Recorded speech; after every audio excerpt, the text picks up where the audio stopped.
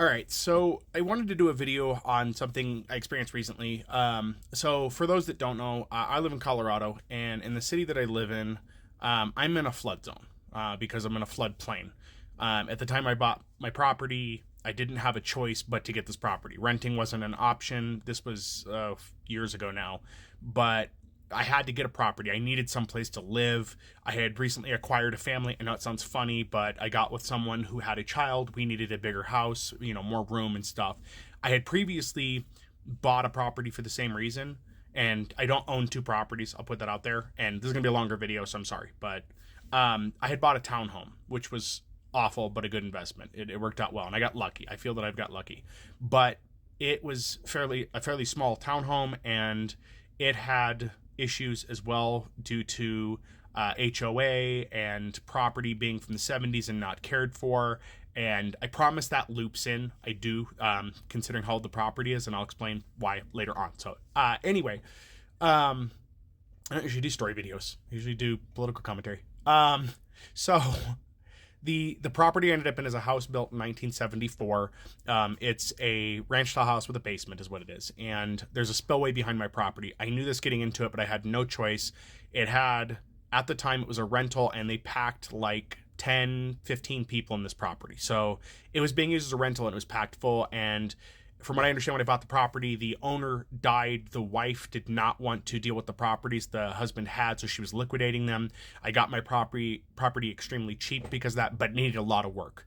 Like, I had to take all of the proceeds from the sale of my other property, had to go towards the down payment on this property, and I had to use that, and I had to take out additional money at the time to replace carpet, windows, redo flooring. This place was nasty. They had dogs as well, and they did not manage their property that well.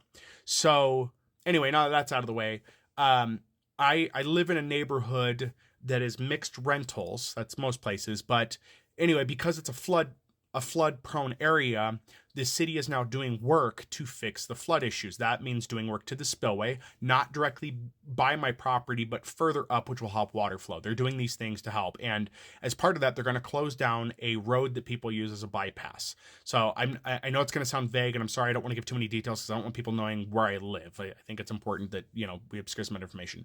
Anyway, as part of that, the community was invited to kind of like a town hall so that the city project team could discuss what they were going to be doing to mitigate the flood issue, because the city flooded, the city's been sued, multiple things like that have happened, and it is a burden. And to taxpayers like me, I want that fixed. I've wanted it fixed for a while. I've made calls. I've contacted local representatives and said, hey, when are you guys doing something about this? Yearly as it is, I have to contact the city to come clean the spillway by my property because it gets overgrowth. And they've been very good. I don't know that anybody from that team would see this, but if they do, I've complimented them on the work they do. They're understaffed, and I appreciate what they do, and they've done a good job to keep that overgrowth down. I really do credit them with preventing my property from flooding, because the reason my property flooded is because the spillway had trees in it, growing in it. And we're not talking like little trees. We're talking full-grown trees. So in addition to that, the chunks of concrete and garbage, it was just the perfect storm, and it was really bad. So anyway, I went to this town hall, and let me give you an idea of the makeup of the neighborhood, okay, who the property owners are. There were two other couples there that were in my age range. I'm in my late 30s now. Gotta feel awful saying that, but I'm in my late 30s. Everybody there was 50, 60, or 70, though. And their complaints were, you're going to close the road? I don't like it. I use that all the time. And their complaint was the road because their properties are not at flood risk. They don't understand the floodplain issue.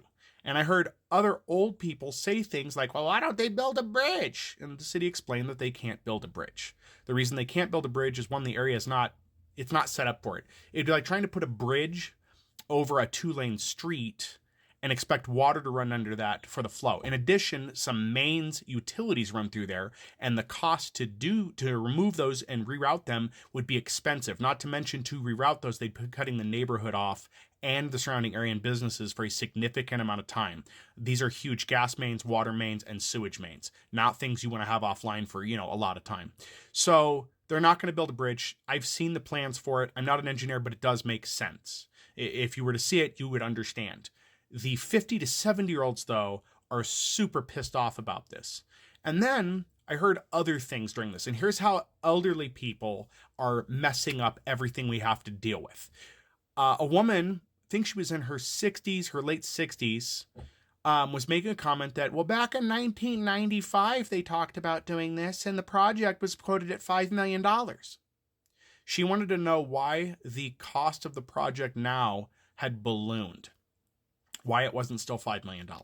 Now, for those that are keeping score here, you'll understand that, 1990 something is a lot further back than now. And just if we count inflation, it's not going to be the $5 million anymore. Now, to put things in perspective, the project now is quoted around, I think, $5.5 million. That's to retrench the spillway, grade it, remove the debris, add some fixtures that will help filter water and garbage out, those kind of things. It is going to be a good project. It is a more natural setup that is easier to maintain and is how they do a lot of projects these days. If you're not familiar with how they handle floodwaters, really look into it. It's really interesting how they engineer things when they can't concrete, because concrete is exceptionally expensive and you have to maintenance concrete. A lot of people don't realize that. Water erodes things really badly. On the other hand, if you're working with dirt and natural earth have worked as spillways for hundreds of years and have done fine. And as long as they're maintained to a degree, cheaper and easier, it becomes no problem. Also, it creates a nice fixture for the city. You can walk through those areas safely. And that's one of those things that we don't have right now. You can't safely walk in these spillways. There's sinkholes, the earth falls apart, not to mention it's got concrete and rebar in it. So they're going to fix those things, remove them. But anyway, these people don't want change. Looking back, I looked through the history of my city. The same people in this neighborhood that have owned these properties for years, as they claim to, voted against the tax stuff to make these things happen, right? So when these people were in their 30s and the tax issues were coming up, where it was like, we'd like to spend some of this tax money to mitigate flood stuff, they voted no. They voted no. And now that they're in their 70s, 40-something years later, these flood issues are coming forward, destroying areas and neighborhoods. And not only they're like, well, why don't you guys do something about it? Now they're complaining that it's just gotten horrible. And, well, you guys should have taken care of this years ago. Now, keep in mind, the people on the city project team, these are guys in their 20s and 30s, late 20s and early 30s. They weren't around at that time. They didn't have the decision making. And so, I said earlier, the townhome portion would loop into this, and here's why. I lived in a townhome community because I needed a property, someplace to live, and I ended up buying it cheap. And why was it cheap? Because the properties were not well maintained. Why were they not well maintained? Well, I got on the board of directors, and I can talk about this because I didn't sign an NDA for that, and I'm well past time of being on that board.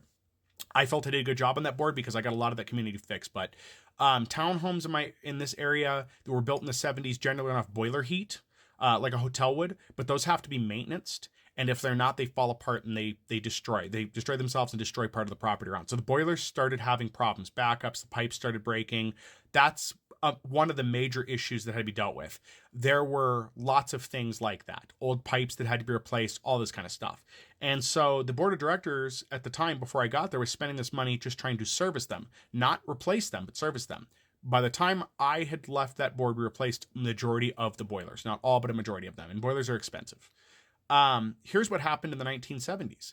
1970s, the townhome is built. I'm running out of time, so I'll be quick. The townhome is built.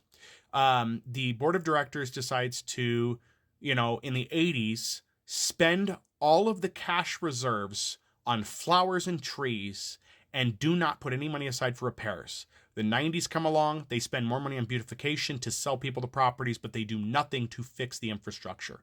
And that is the moral of this story, is that all of these people who are old now in the 60s and 70s, not only did they easily get into properties, they didn't take care of them. Hence why it is I live in a house built in the 70s that needs lots of work because they got their home cheap, enjoyed it for the years they had it, and then didn't take care of it past that and just left it for the next person. So this is what happens and how old people are screwing us over at this juncture.